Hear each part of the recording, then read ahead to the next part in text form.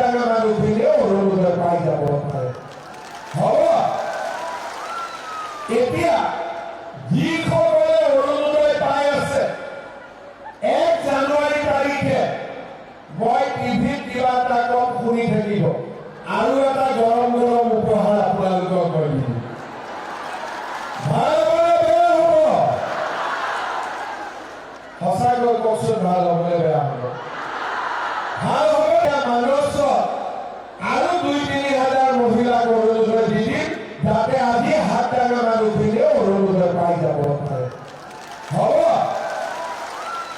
এতিয়া যিসকলে অৰুণোদয় পাই আছে 1 জানুৱাৰী তাৰিখে মই টিভিত কিবা এটা কম শুনি থাকিব আৰু এটা গৰম গৰম উপহাৰ আপোনালোকক মই দিম।